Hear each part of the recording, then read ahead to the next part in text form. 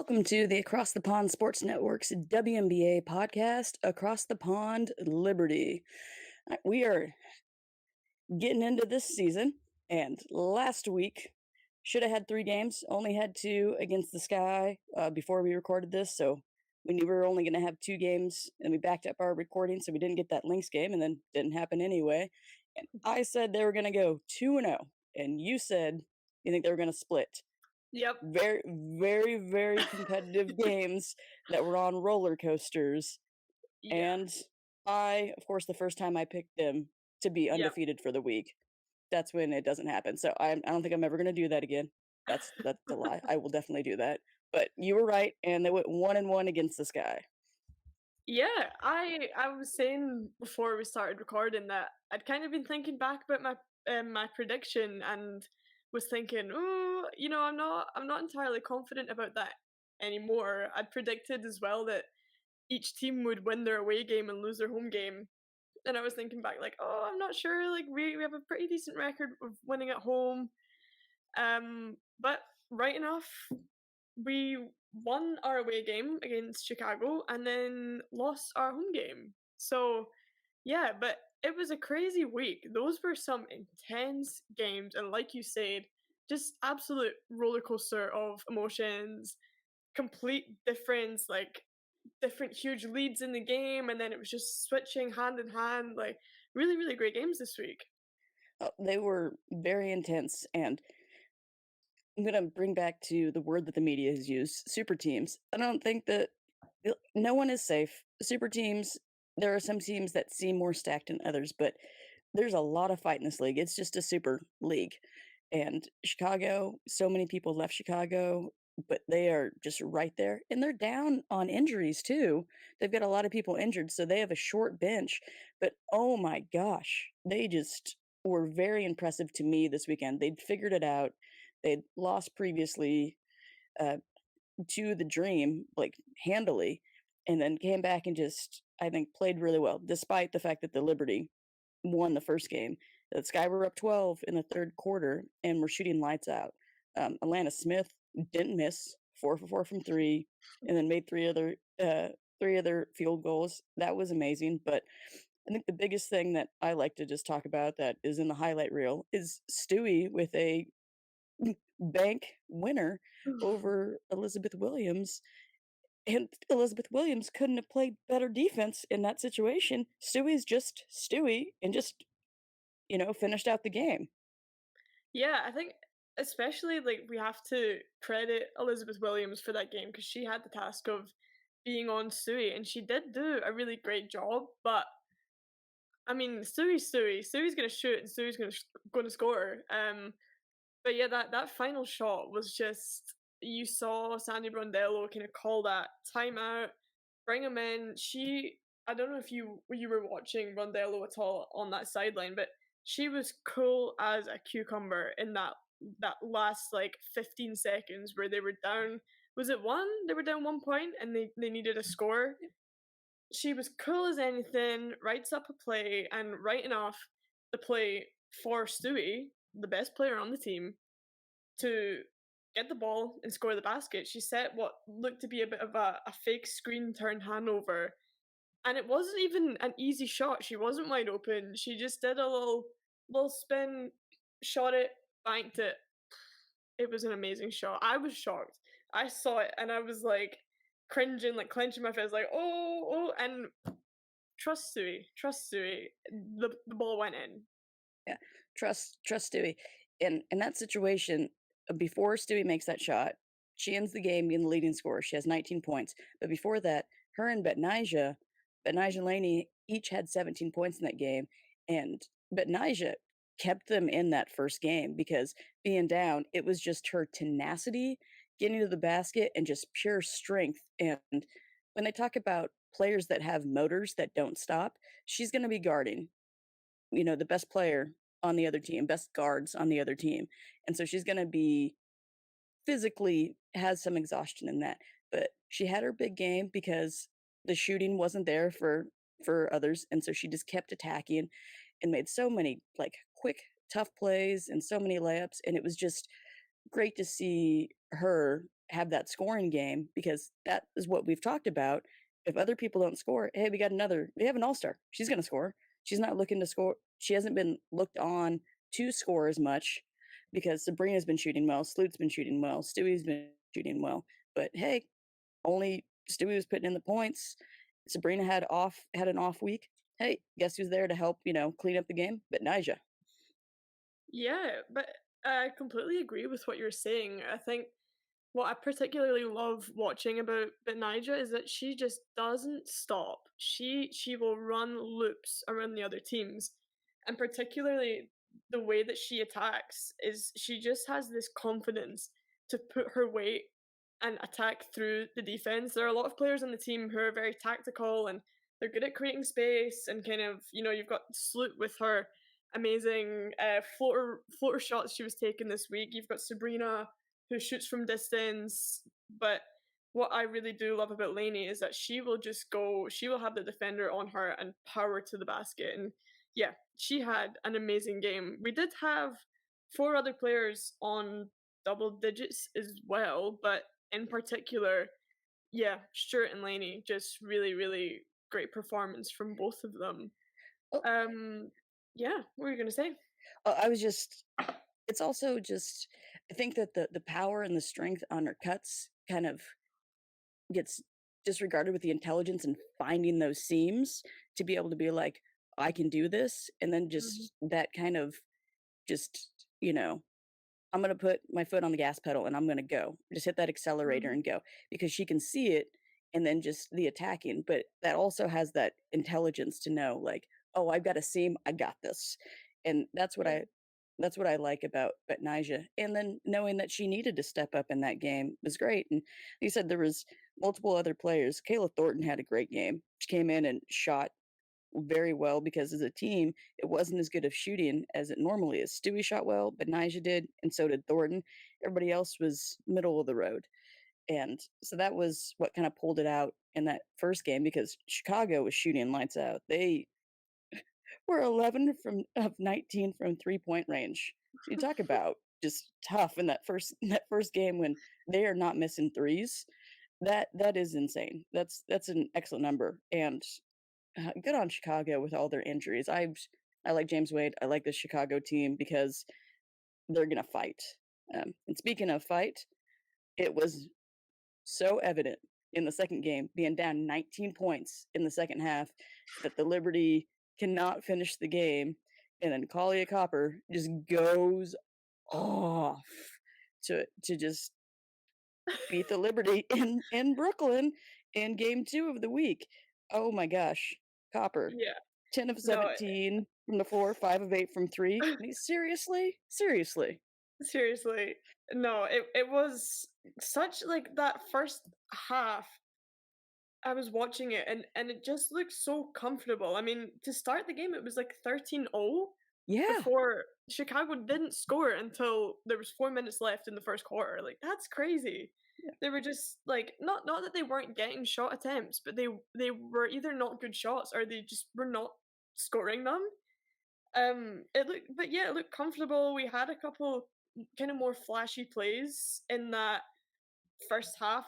That's what I felt to me was what I was expecting from the Liberty coming in with this new like super team as if you want to call it that. It was so many like skilled players, experienced players, people like Johannes who are super flashy players. Yeah, that first half, it was just some nice little bit flashy, little bit swagger basketball, and they blew it. Well and they did not shoot well. I believe they were 9 of 26 in the first game from 3, and then this game, 6 of 25, and, you know, Sandy has said, "We're gonna shoot a lot of threes, and some days it's gonna work, and some days it's not." And that second game, 6 of 25 from 3, ooh, Yeah. not great. Uh, and then at the end of the game, and Chicago's in it, it's going back and forth. There's been good two-man games on both sides, but Courtney Williams and Elizabeth Williams, no relation, had pick and rolls, the two-man game, and they pinned Sabrina underneath, And Liz Williams was like, "Oh, I'm gonna score." And I know she's known as a defensive stopper. One of the games she had 4 blocks, but there was no stopping at the end, and Sabrina didn't have a chance on those switches. There was no help. It was her by herself. So credit to James Wade, Courtney, and Elizabeth Williams for just finding what was gonna work to finish out the game. And I know that Stewie hit, the game winner in Chicago. Courtney Williams was just she's like, "I got this." And then, Mhm. just does it. And I know the first episode, you talked about how much you liked her, and then, hey, look what she's doing to us.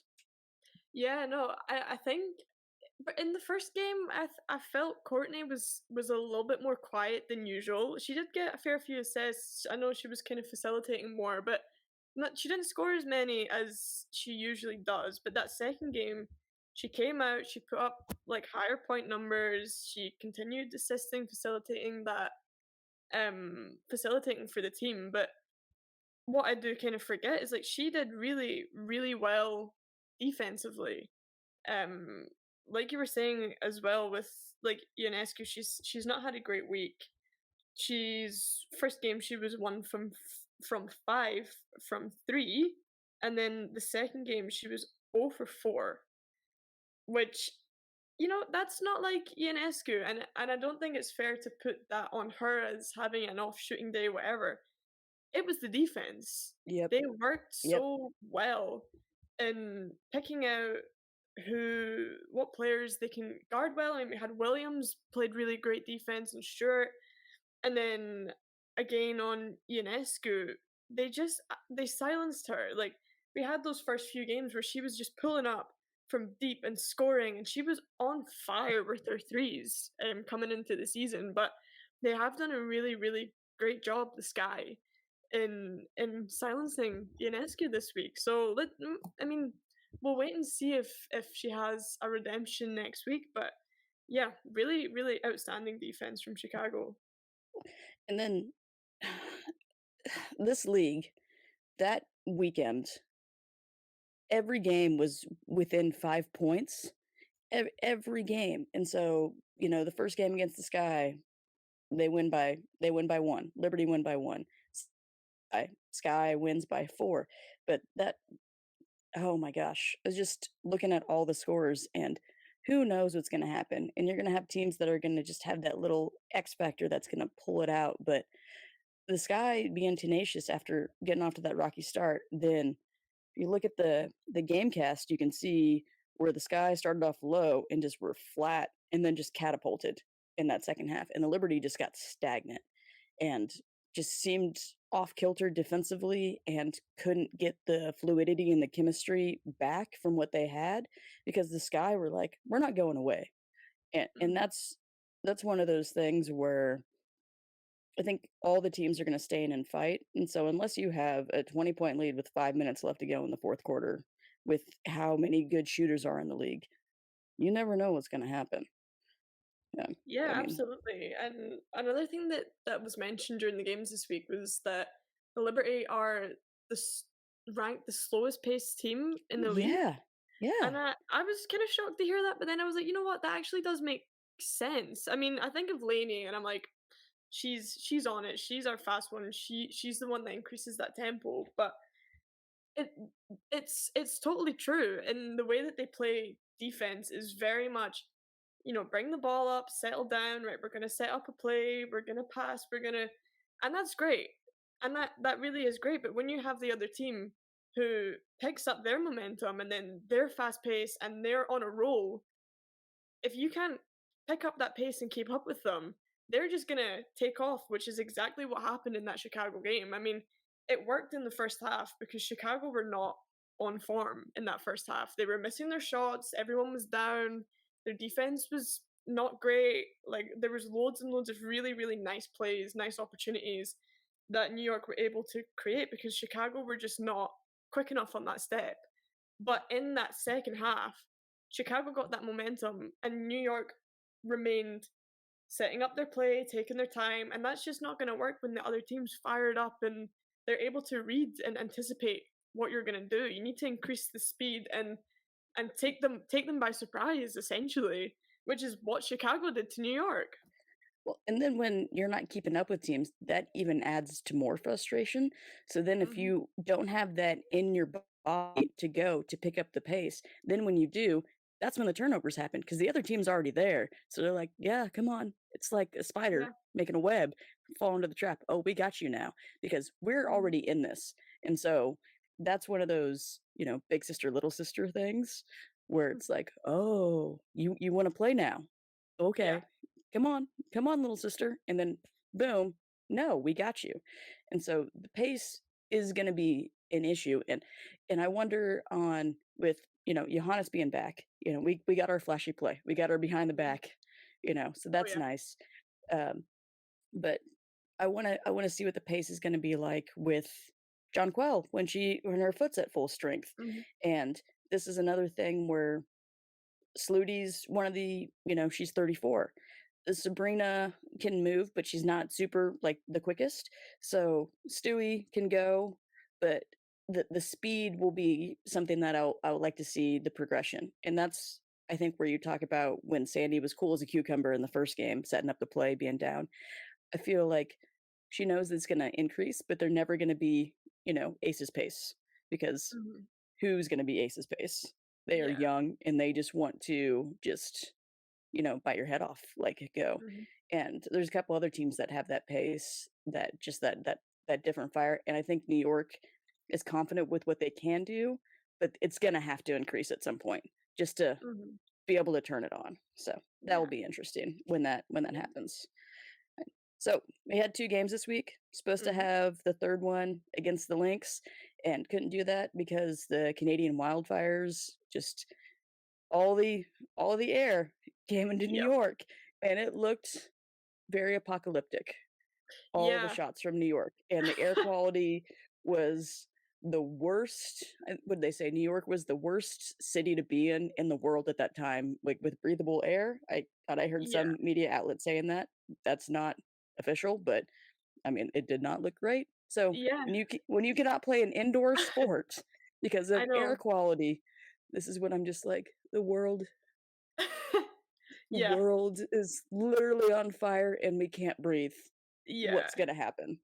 No, I mean, they weren't even Whew. the only league as well. I saw that, like, Major League Baseball had to cancel a lot of games, which, I mean, is expected because it's outdoor, but for, WNBA, for basketball to be an indoor sport and to have the games canceled, it's really, really concerning when you see that, and I saw that statistic as well. I think what I read was that it was 2nd worst in the world next to, is it Delhi or New Delhi? I can't remember which one, Oh, but and yeah. it was one of the worst in the world. Yeah, Yes. it was bad, and I've seen photos all over social media of people in, like, their high-rise apartments, and you cannot see a thing except just orange, brown clouds covering all of New York.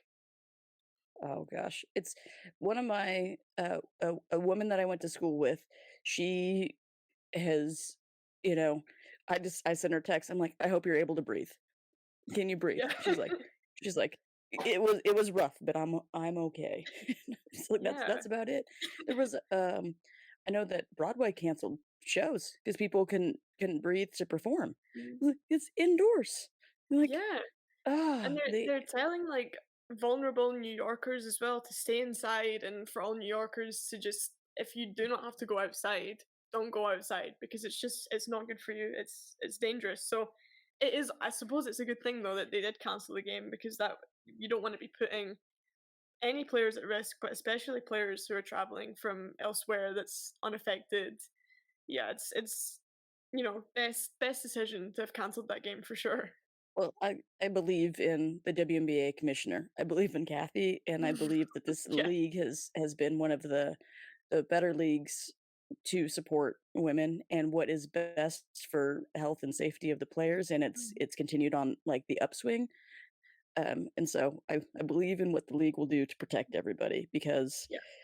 oof, don't risk your lives for a June basketball game when the playoffs aren't happening until, like late September.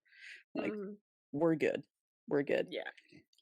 All right. So, recaps of the games. And before we preview the upcoming games, just want to give the listeners a history on me and Kirsten about how our love of basketball began. I did this on the Across the Pond WNBA podcast with James in a very long edition. We're not going to be that long. I'm very long winded. So we're going to start with Kirsten and how your love of basketball got started. How old were you when you first picked up a ball, and how has it progressed from there? So I started playing basketball when I was 4. So I was a little kid. And I started playing basketball because I have 2 older siblings, and they'd started playing basketball at the local club, which was at my primary school at the time. And I would go along, shoot around. I was the annoying kid that was too young to be there, but was just wanting to shoot around at the end when they were picking up their siblings. And the coach said to my dad one day, "You should just bring her along. You know, she's super keen. She's well, I wasn't good at that time, but you know." So yeah, basically I started because I wanted to copy my siblings, if I'm being completely honest with you. I think that's how Oh a lot yeah. of people get into stuff. So yeah, I started when I was 4, played for my local regional team, West Lothian Wolves, shout out to them. And yeah, played with them for like how many years would that have been? Close to 15, like maybe 13-ish years I played with them. And in that time, I played as well 7 years for the Scottish national team, both like the national competitive team and the training squads. And then came to uni and I play for Glasgow Uni and have retired from playing for the national squads just because I don't have time. I'm doing a degree. I'm playing basketball for my uni, which is like 2 games a week as well, plus like so much training on top of it. So I've not really expressed interest in going back to any of that anytime soon. But yeah, I've loved basketball ever since. Like I used to do swimming as well, but I just nothing, no other sport that I tried compared to my passion for basketball. So yeah, that's where that stemmed from, and started watching WNBA like COVID year, during the wobble, and yeah, just loved it. I'd never really been exposed to it because it's really difficult to get access to the WNBA in the UK. Um, so I hadn't really seen much women's basketball before, bar what I'd watched in Scotland, and yeah, I just loved it. I just feel it's so much more relatable, and it's so cool to see players, even like my age, closer to my age, like college players going to play in the W, just much easier to relate to than any other basketball. So yeah, I think that's a pretty brief summary, but yeah, my life's been pretty dedicated to basketball since I was a little kid. So, I also am a sibling, younger Mhm. sibling, so I know exactly what you're talking about in that. But who are your 3 favorite basketball players of all time? 3 favorite. Putting you Um, on putting you on the spot. Put me on the spot. Okay, I would have to say first of Oh, yeah. all, legendary Sue Bird. I have to say, I find that the players I like, I tend to resonate with because they play the same position as me. I play point guard or sometimes like 2 or nah, I've never really played 3. I'm usually 1 or 2. Um, but yeah, Sue Bird. She was like the first player I really heard of. Um, I was a big Seattle fan at the start as well because Sue Bird. Loved watching her play. I just felt that um she was just such an inspiration for me and someone that I could can take a lot of um kind of learning experiences from. So yeah, Sue Bird number 1, like uncontested. 2, I would actually have to say UNESCO because I Ooh. came into my WNBA kind of fandom quite late on. So I feel I'm not super clued up in the history because there's a lot to catch up on. So when you start in like 2020, which is when I started the history, the league's kind of been established for a while. But Sabrina was someone who I'd watched on like during her time at the Oregon Ducks. So this was even before I started watching the WNBA. Had a lot better access to the college games in the UK, so I would just fire that on during March Madness, whatever. And I like to watch the Oregon Ducks a lot. I love to watch them play. So, and obviously Sabrina was the star player, so I just love Sabrina. And then when she came into the league, she was like this player that had just kind of recently joined the league, and I was like, I know her. I can watch her play. Obviously, she was injured for a lot at the start, but yeah, kept up with her. So Sue Bird, Sabrina. I'm so glad she's on the team that we're doing this podcast on as well. And fourth, it would be close. Like again, like I haven't seen lots of these like big historic players playing, like these legendary players. So I don't want to pick one of them because I don't have all the facts to back it up. But from what I've also seen in the league, I would have to pick probably Natasha Cloud, not just from the way that she plays, which I find I resonate a lot with. Like I love her fire. I love, she knows her place in the league, and she will talk if she has to. I feel I play kind of like that. But also just who she is off the court. I think she's an amazing leader. I think she's a really like great advocate for a lot of really great causes. And I just love the way that she carries herself. So maybe not even in terms of her basketball ability, but I just love who she is as a person. So yeah, I would probably say Natasha Cloud, and that That's that is that is my biased opinion from picking players who play similar positions to me, just and all point from guards. yeah, and from Yeah. not really knowing a lot of kind of being around for a lot of the previous legendary players in the league. Well, we are from 2 different generations. I Yeah. do know that, yeah. Um, but I mean, Sue Bird is like, I mean, there's so many people that she touched, Mhm. just in her longevity. It's amazing. I mean, you could have been born when Sue had already won her first championship and then still be a Sue Bird fan. Mhm. Like she won her first title in 2004 and then be like, "Oh yeah, Sue Bird," and not know anything about UConn and be like, "Oh, there's Sue." Uh, Yeah. uh, I'm my brief history is copying my brother all the time. Older brother, 4 years older than me, latchkey kids. He was always having to take care of me. And then my mom would take us to games. And my birthday is in March, and there was a Big 8 conference. It's now the Big 12 in college. It was 25 minutes away. On separate occasions, my dad would take me there for my birthday. My mom also has taken me there for my birthday. And we just kind of did that all the time and went to games. There was the national junior college championship was also 25 minutes away. I would go to that, go watch state basketball. My history is just playing. I'm very short. I could have played for a very small college. I didn't. I ended up playing tennis and made it to Division 2 because I liked my knees and I didn't want to ruin them by playing basketball. And so played tennis. Have I started coaching basketball when I was 13 years old, a little local team, and I can tell you that my star player for those 2 years that I coached her will still remember the one loss that we had. We still remember the one loss, and so coached, watched, officiated, broadcasted, been a fan, been in games, everything for years, and I can tell you my favorite player.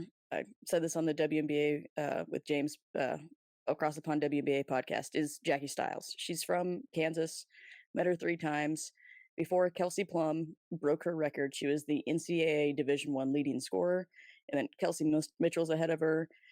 And they still haven't got the all-time Division 1 mark. They have the NCAA Division 1 mark because the all-time is Lynette Woodard. I've gotten to meet her. She graduated University of Kansas, the state where I'm from, another Kansas girl, in 1981.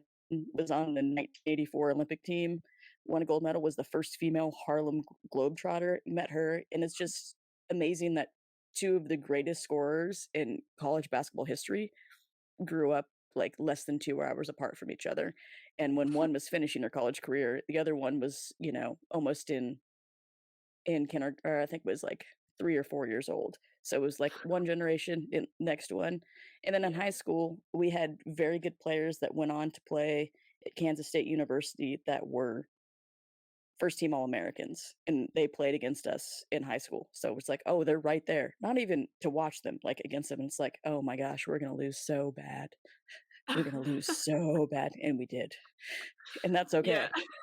It's like they were they were amazing. You have a 6'5" player, and then you had one of the greatest athletes I've ever seen. So 6'5" Nicole Oldie from Clay Center, Kendra Wecker from Marysville, one of the best athletes I've ever seen. And then they go to K State, and then they had one of the at one point the all-time leading scorer or all-time 3-point shooter in Lori Kane. And those are three Kansas girls, and they played 45 minutes away from where I grew up, and so I'd go watch them. You had just these three, you know, they held so many records. So to have all these Kansas athletes Mhm. so close that you get to see, it just is super inspirational. But yeah, it's always gonna be Jackie Stiles. Lynette Woodard is awesome. Mhm. It's hard not to love Sue Bird because, we like Yeah. the Of course, guards, we do. and now I've seen Caitlin Clark play a few times and seen her magic, and looking forward to that, but I Oh, can tell I you, cannot wait. oh, it's gonna be great. But I can tell you one of my favorite players in the WNBA that I met, and I said I was gonna show you the picture. I need to send it so we can put it Yeah. out on the Yeah, yeah, yeah. socials, is when I met Nneka Ogwumike in Minneapolis, Oh, okay.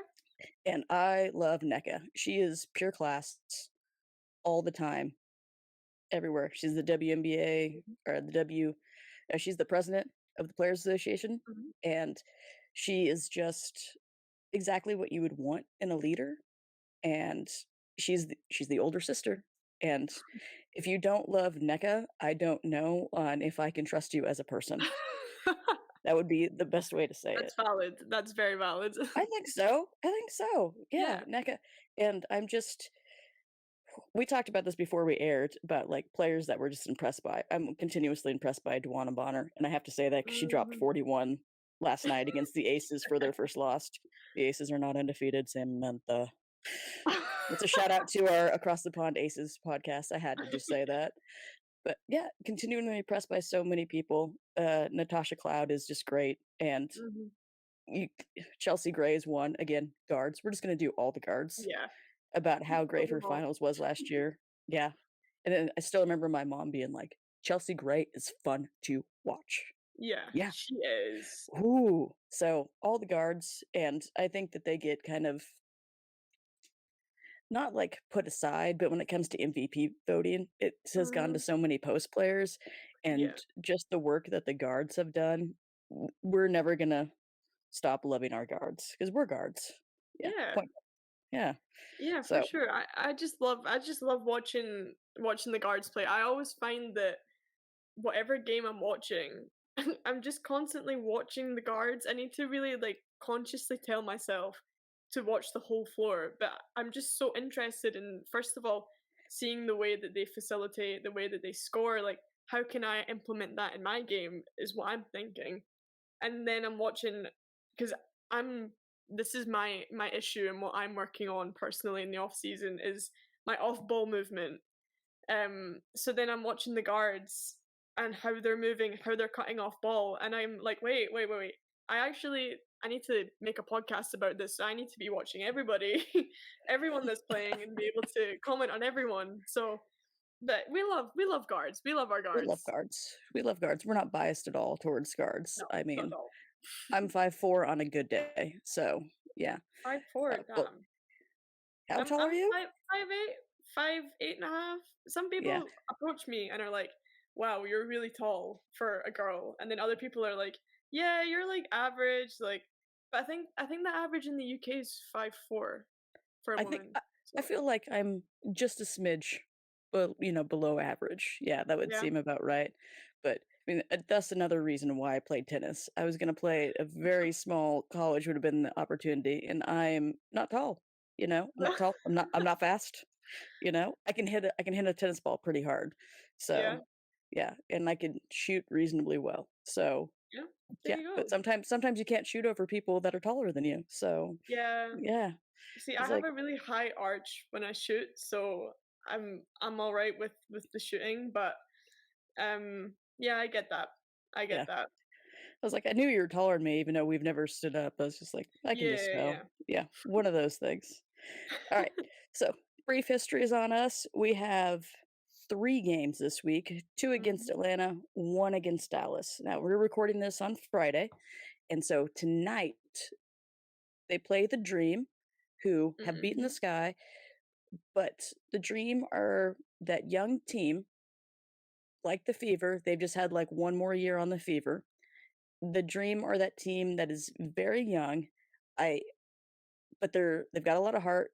Tanisha Wright became their coach last year and kind of almost had him in the playoffs. And Cheyenne Parker, their post players, haven't starting to have a good year. So I am I feel like the Liberty are going to win this game, but again with teams that have like grit and heart, I think Mhm, Atlanta is getting that way, and that comes from their coach and the players that they have drafted recently.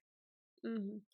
Yeah, I think I would have to agree with you there. I think it will be a Liberty win just purely based off experience, and I know that like you're saying they do have some stronger players who are having a good season, but I think all round in terms of positions and matchups, I just think New York has it in every position, has the advantage. So I don't really see that Atlanta will win, but they did beat the Sky, like you're saying. So open to be surprised, but I don't think it will be I don't think it'll be a blowout. I don't think it'll be super close. It'll be reasonably comfortable, but I think Atlanta they'll fight. They'll fight. They will fight, and they've got I like the Atlanta fans. I met a couple women that were Atlanta, I think, chaplains at the Final Four this year, and they were very excited about the direction of the team, and I'm Yeah. still gonna keep putting it out there. We need the Dream documentary about the Wubble, about how they flipped the Mhm. Senate and did everything. Please tell me someone's making that documentary.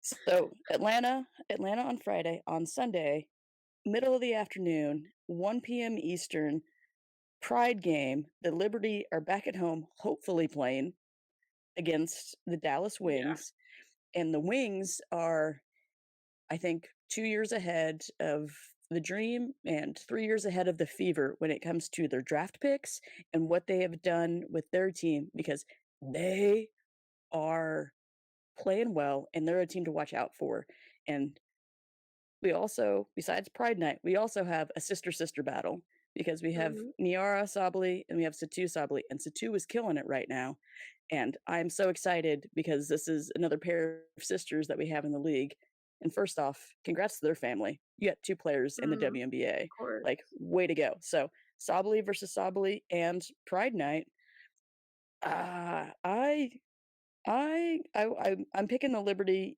to go 3-0 this week against the Dream and the Wings, but that Wings game is gonna be fun to watch, in my opinion. I think it's gonna be a battle, and I'm looking forward to seeing what the youngins with experience are gonna bring against the Liberty.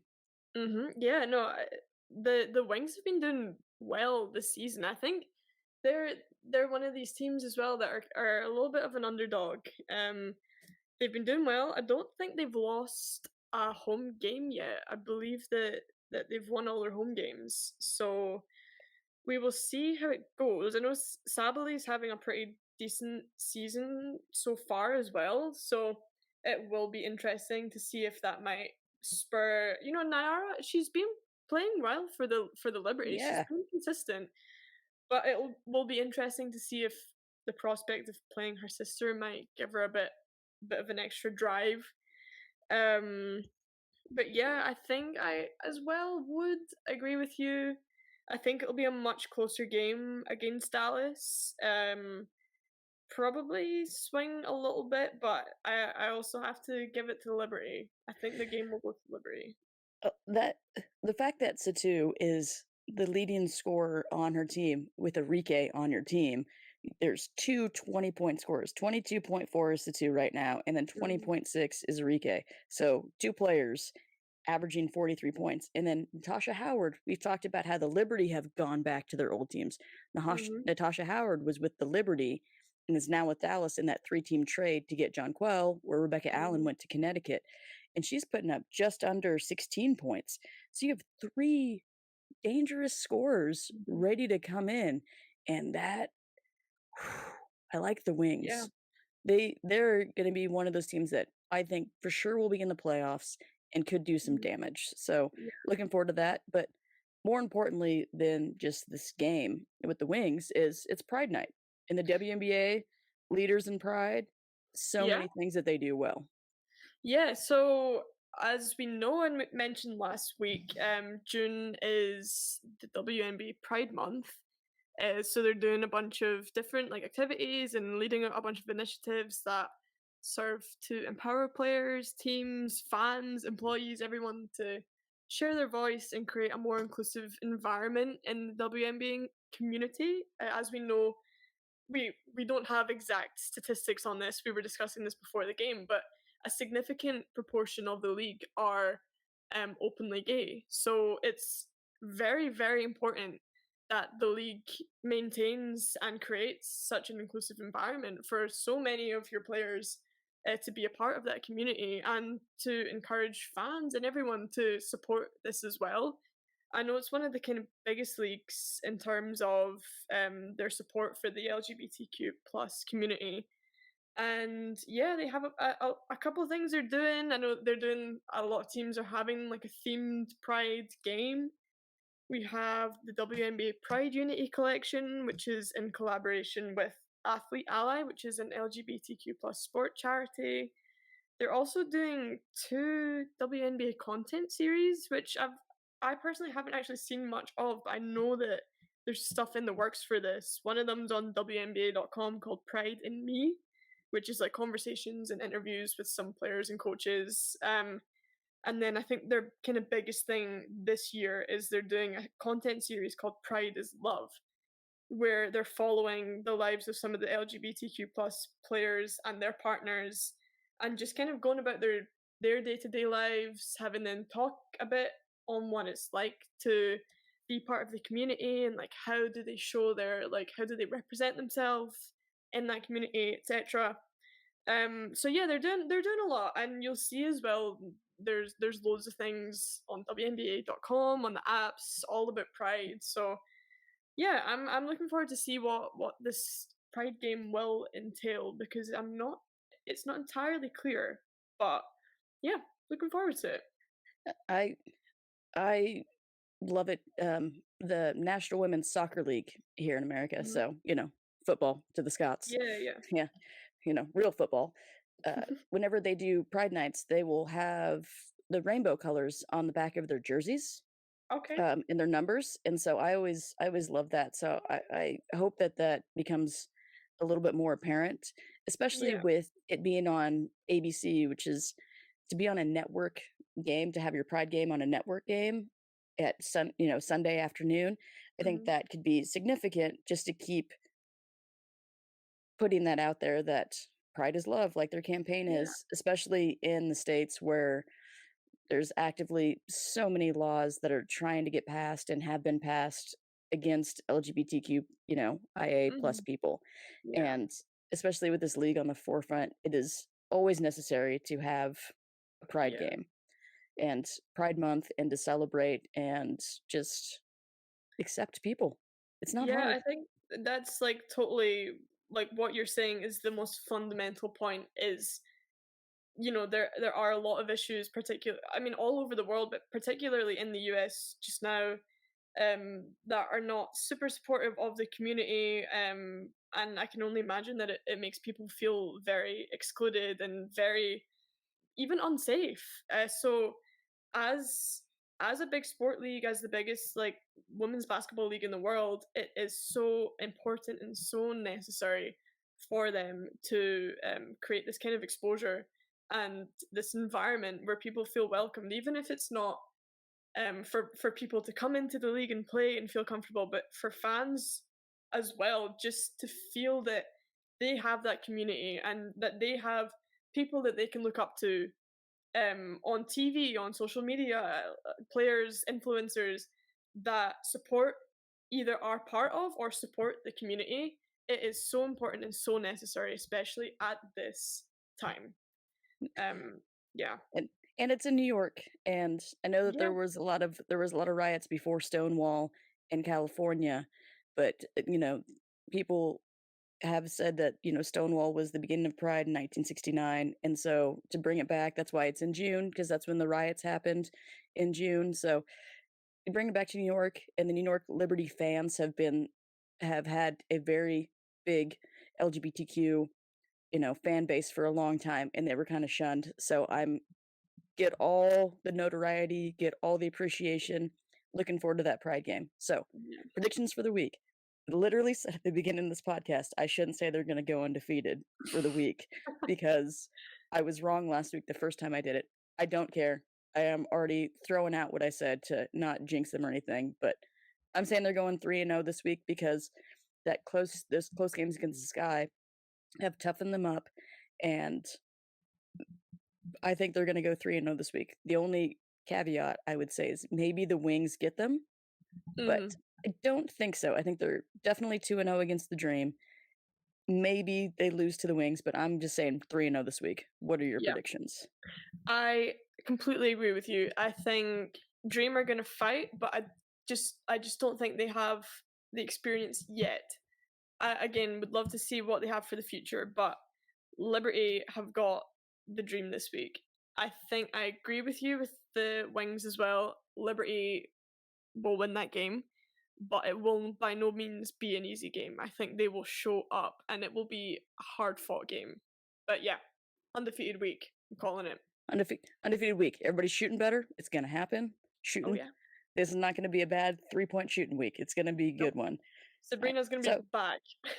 Sabrina's gonna be back just for Yeah, you because you gave her a just shout out for as me. one of your favorite Just players. because I stayed right Sabrina's here. Yeah, right here. Yeah, everybody's gonna be back.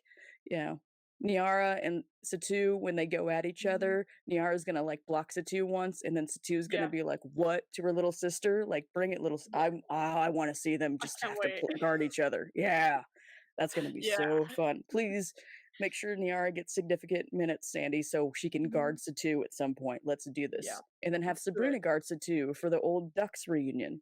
Mhm. Yeah. Mhm. Ooh, that'd be fun. So many So fun many little so many juicy bits this week, yeah. juicy so Liberty go 1-1 versus Sky this week. Kirsten and I each have older siblings that brought us into the sports world, and we're Yep, each predicting a 3-0 week for the Liberty. yep. So we will see next week if we are correct. So Yeah. uh, so for Across the Pond Liberty, I'm Stacia. And I'm Kirsten. See everybody next week. See you Thanks for next listening. week.